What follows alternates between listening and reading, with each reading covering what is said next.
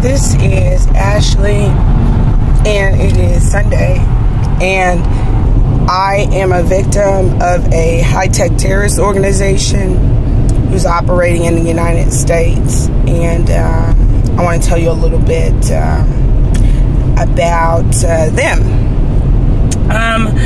This crime has been going on with my knowledge since December 2008.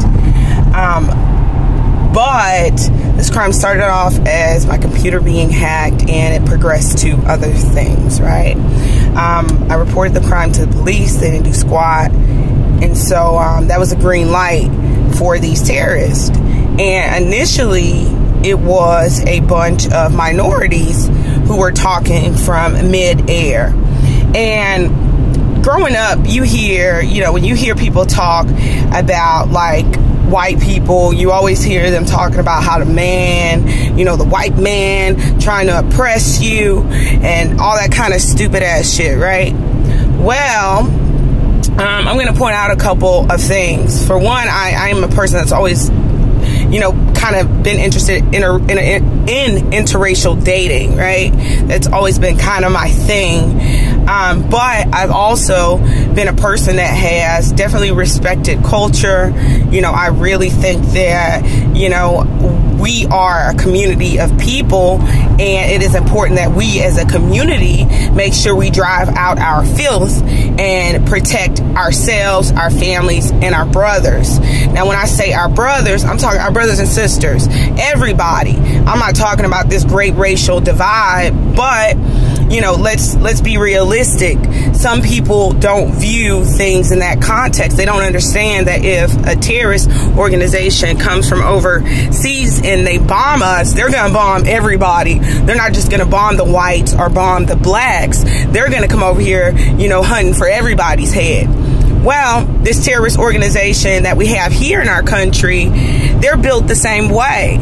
They are a group of individuals who have managed to establish a multi-user, multi-diverse terrorist organization that games using white wolf dynamics. If you're not familiar with white wolf, just do a Google search. It's like live action role play where individuals like get in character and they carry out like these scenes as characters. It's kind of creepy, when you think about like people doing that, but everybody has their thing, right?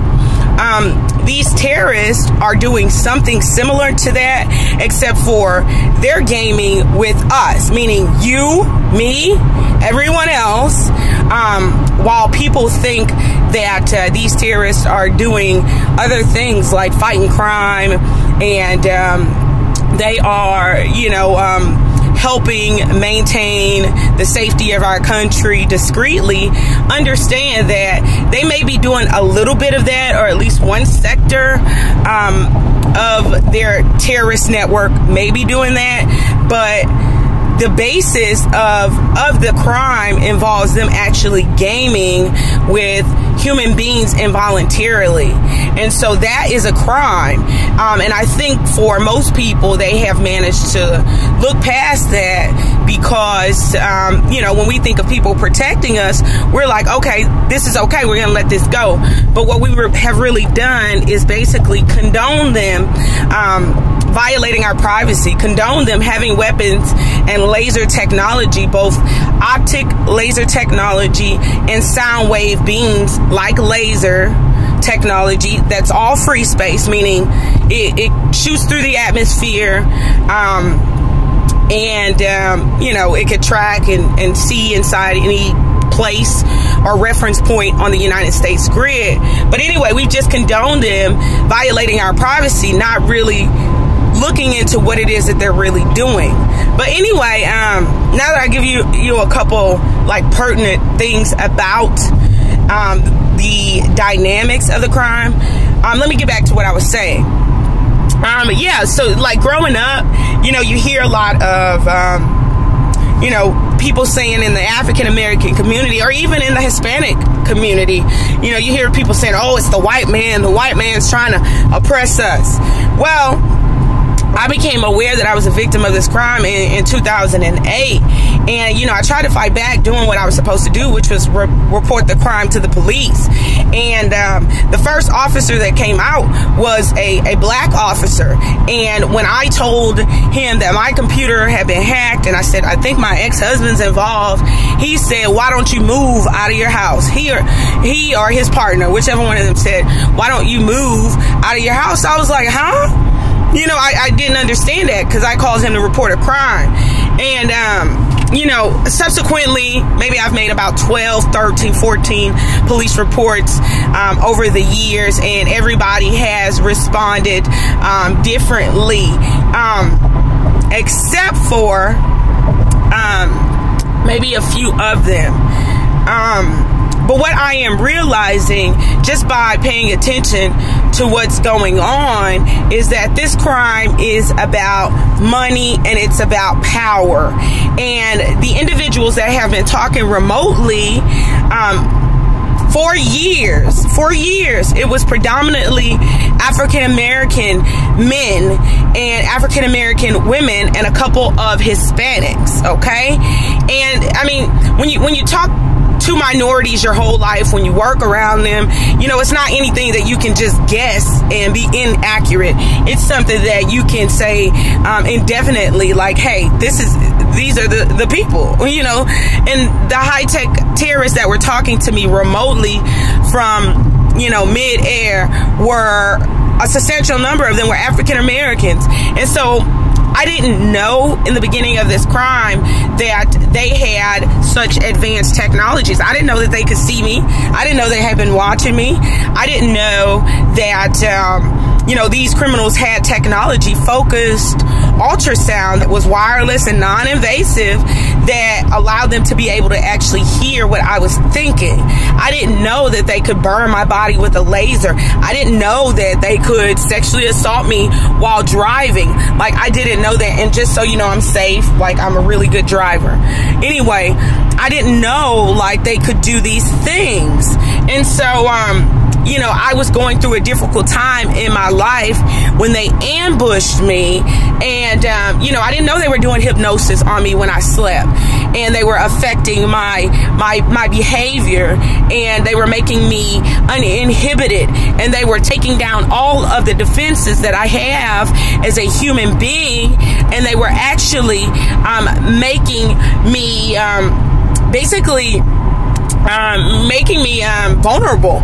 You know, they were able to and are still able to condition me to behave in a certain way.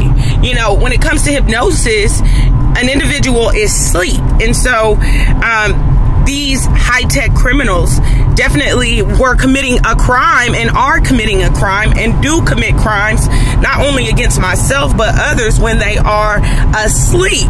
And so how can you know, like, you're asleep? And I doubt you're gonna stay up like I did for the first part of this crime and try to guard my body. Yeah, I did that. I'll tell you about that another time. But anyway, a significant number of the individuals who started off this crime were predominantly African-American men and women and Hispanics. And they were able to con me into thinking that, you know, that I had to behave and I had to act in a certain way in order to you know, protect myself, in order to protect my family, in order to, you know, survive. They convinced me that they had been carrying out this crime and people were aware of it. And, you know, I really didn't think anything else about it because I didn't know what to think of. Like, I couldn't think. And so, you know, these terrorists are very, very smart, and they played on the fact that I am a black woman. So of course they had black people talking to me and Hispanic people and you know, a couple of whites. I'm just gonna be honest, this is a diverse crime. Years have gone on, so a lot of the dynamics have changed. They actually have established what can only be viewed as a high-tech gang turf thing that they got going on as well. Like, even though these high-tech terrorists, these high-tech criminals are interactively gaming, as I said in the beginning of this, you know, they've established some type of, I don't know, criminal organization that has many networks. It's not just the gaming aspect. It's also the fighting crime aspect. It's also the selling drugs. It's also the child predator, sex crime aspect. It's also the raping women remotely aspect. It's also the obstruction of justice aspect. There's many dynamics to this crime. It's also the, you know, grooming children to be whatever they're supposed to be when they grow up aspect. And so this is a crime. This is not okay. It is not okay for them to pick and choose whose life they think is valuable and whose life they think is not. It is a caste system, just like over in India, where they have those people who they refer to as being the unworthies, or, you know, the lowest one on the caste system, where everybody looks down on them. Understand that that is here too. And I hate to tell you this, black people, if you're thinking that it's a white man's crime and, you know, this is something that the white people are doing.